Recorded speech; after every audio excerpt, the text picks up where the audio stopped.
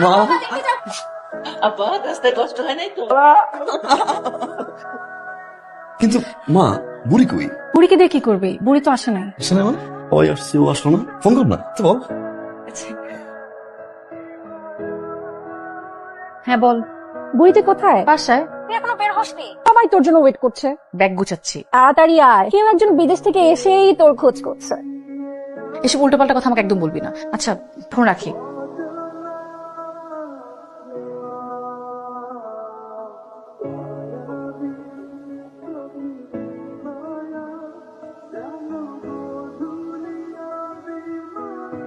এতদিন পরে আমার কথা মনে পড়ছে। হ্যাঁ, আরে চলো চলো চলো, আমরা নাচি, তাড়াতাড়ি আসো।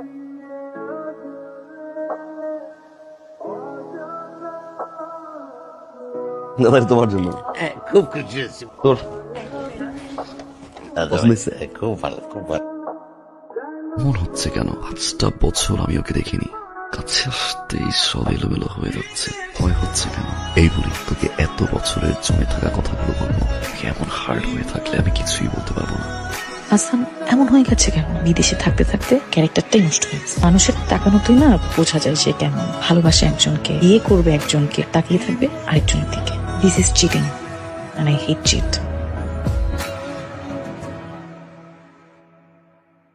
এখানে পুরো বাড়ি খুঁজলাম আমি, এটা তোর জন্য। বেশি একটা দামি না, কিন্তু আমার কাছে অনেক মূল্যবান। প্রতিটা সকাল, প্রতিটা রাত তোর উপর দিয়েছিলাম। অনেক মূল্যবান একটা জিনিস আমার স্থির তোর। কি বলছিস সব? মনে হচ্ছে ভাজা মাছ উল্টে খেতে জানে না। দিদি কিছু বলবি না?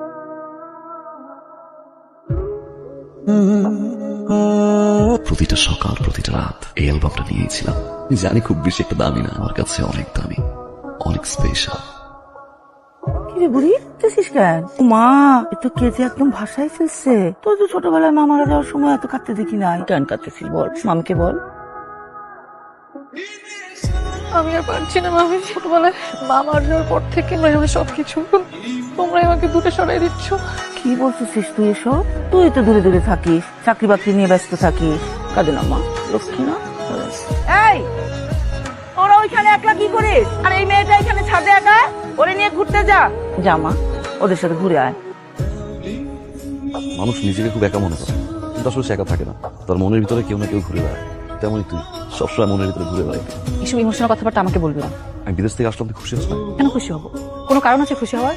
তুই আমাকে একটা কারণ দেখা। তুই আসছিস, আমি খুশি হব। তুই যাকে ভালোবাসিস, তুই যার জন্য আসছিস, তাকে গিয়ে এসব ইমোশনাল কথাবার্তা বল। লিলি আয় মা, তোর মা এবারের মেয়ে। তোর মার এ বাড়ি থেকে যা প্রাপ্য সবটুকু তুই পাবি। ভাবি তুই কি এখনই ওদের সবকিছু বুঝাই দিচ্ছ নাকি? বাবা বেঁচে আছে, আমি আছি, মতামত দিবা না? আমার যা বলার আমি তো বলে দিছি। দিল্লির বাড়ি ঘর করার জন্য যা যা লাগে সব আমি ব্যবস্থা করব। মেয়েদের কি মামা বাড়ির পরিচয় দিয়ে হয়? হাসানের বাবা চলে যাওয়ার আগে আমাকে একটা দায়িত্ব দিয়ে গিয়েছিল, আমি সেটা পালন করতে চাই। আচ্ছা, আমার মনে হয় লিলি অনেক ম্যাচিওর, ওর সিদ্ধান্ত ওই নেই। মা আপনি নিশ্চিন্তে থাকুন। আমার মায়ের কোনো কিছুর জন্যই আমি অন্তত আপনাদের উপর কখনোই চাপ দিব না। আমি শুধু চাই আমরা সবাই মিলেমিশে ভালোভাবে থাকতে। লিলির মা আপনার মারা যাওয়া একমাত্র বোন। সেক্ষেত্রে আমার মনে হয় যে লিলির প্রতি সবারই, শুধু আপনার একা না, একটু পরিমাণে মায়া স্নেহ একটু থাকা উচিত। জায়গাটা আপনি রেখে দেন। মা, আমার ভাগের জায়গাটুকু আমি লিলিকে দিতে চাই। তুই কেন করবি? তোর কোনো কিছু আমার দরকার নাই।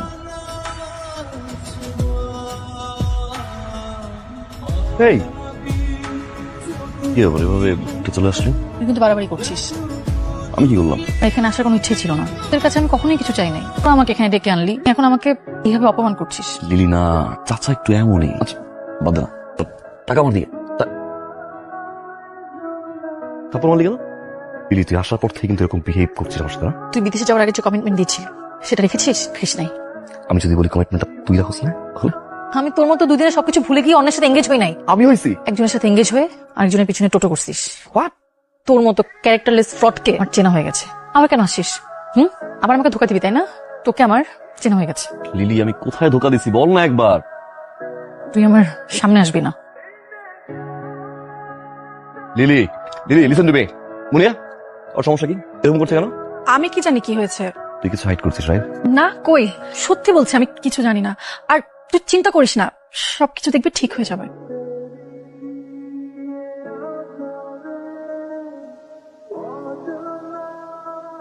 হাসান এই বাবা টাকা দিয়েছে শপিং করার জন্য, চল চল লিলি লিলি আয় আয় তাড়াতাড়ি গাড়িতে ওঠ, তুই হাসানের সাথে বাইকে আয়।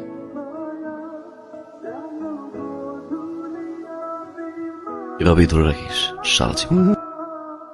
সবাই বাসায় গেল, তুই আমাকে এখানে নিয়ে আসছিস কেন? কি এটা? খোলা। আমি এটা নিতে পারবো না। ছোটবেলায় একবার চুরি ভেঙেছিল, অনেক কান্নাকাটি করেছে, সেদিন গিয়ে নিতে পারিনি। আসছিলাম সোলা দেওয়া না।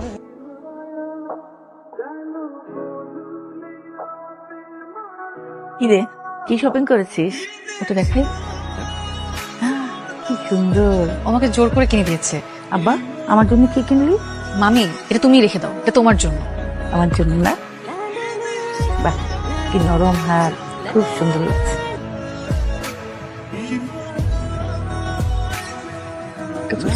খুব ঠিক কাজ করছিস। আমার একটা বন্ধু দরকার, তুই লিলিকে বিয়ে কর। আমার কেন জানি মনে হচ্ছে লিলি আমার খুব ভালো বন্ধু হবে।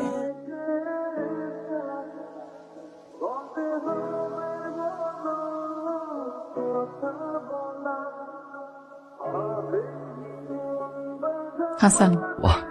প্রেম জীবন একবারই আসে, সেটা ভাঙলে কখনো জোড়া লাগে না। ভাঙলো কেন? নিজেকে প্রশ্ন কর। আমি জানি না, জব থিসিস হুট করে খুব প্রেশার চলে আসে আমার উপরে, কন্ট্যাক্ট করতে পারিনি। তুই তো কন্ট্যাক্ট করতে পারতি ভাই। তুই এখন সব দোষ আমার উপর দিচ্ছিস কেন? তোর চিঠি আমি একবার না বারবার পড়েছি, যতবারই পড়েছি ততবারই আমি সিদ্ধান্ত নিয়েছি আমি তোর থেকে দূরে থাক, কারণ আমি বেহায়া না, তোর মতো শেমলেস না।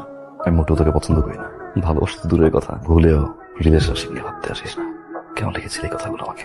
কিন্তু তুই তো আমাকে লিখেছিস আমি যেন এখন প্রেম প্রেম নিয়ে না ভাবি। তুই অন্য কাউকে ভালোবাসিস, তুই তাকে ছাড়া বাঁচবি না, আমি যেন তোদের দুজনের মাঝখানে না আসি।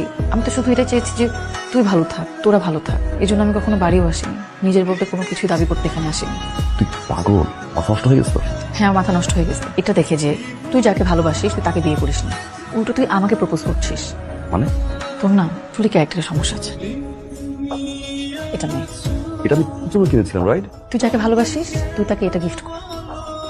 আমাকে গিফট করছিস কেন? সবাই তো আমাকে দুষছে, আমি নাকি তোকে পটিয়ে দামি জিনিস উপহার নিচ্ছি। শোন না, কোথাও ভুল হচ্ছে। খবরদার আমাকে বুড়ি বলবি না। ওকে ফাইন, অ্যাটলিস্ট মায়ের কথা ভাব না প্লিজ। মা পড়ে দিস, রাইট? দিদি, বাড়িতে অনেক মানুষ, আমি চাই না কোনো ঝামেলা হোক। আমি চলে গেলে যদি সবকিছু ঠিকঠাক হয়ে যায় তাহলে আমি চলে যাচ্ছি। তুই কেন যাবি? বাড়িটা তো তোর, একেবারে থাকলে সামনে সঙ্গে দেখা হবে, তাই তো? কষ্ট লাগবে, আমি চাই না তুই কোনোভাবেই কষ্ট পাস।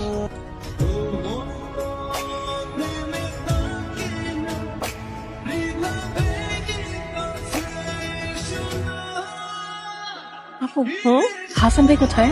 কোন দিকে চলে গেছে? তো দুলাভাই খুঁজতে গেছে, চলে আসবে। হাসান ভাই কি হয়েছে?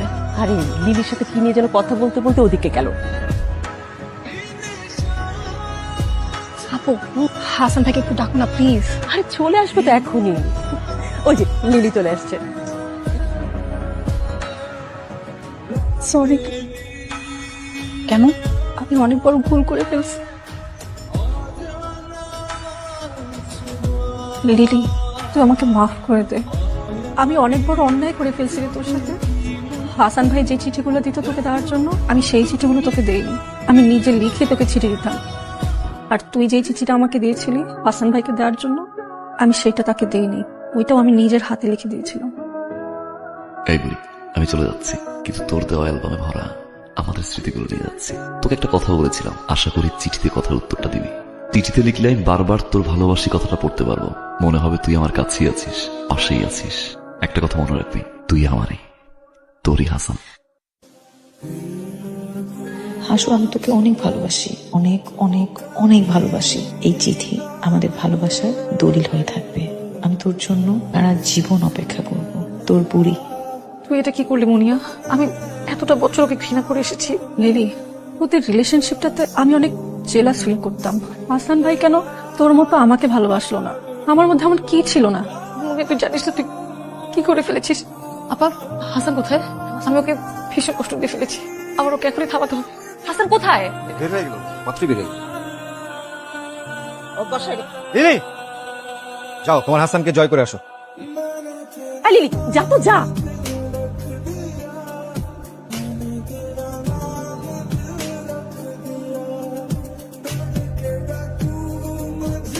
আমাকে বিয়ে করবি? তোকে বিয়ে করার সাধ্য করা আছে? এই যে আমাদের ভালোবাসার দোলে এতদিন পোস্ট অফিস আটকে ছিল। তোর মানে একটা চিঠি তুই বলিস নি? আমি শুধু তোকেই ভালোবাসি, ভালোবেসেছিলাম, ভালোবাসো। হয়েছে, আর প্রমাণ করতে হবে না। বাড়ি চল, মুনিয়া বিয়ে না করে বসে আছে।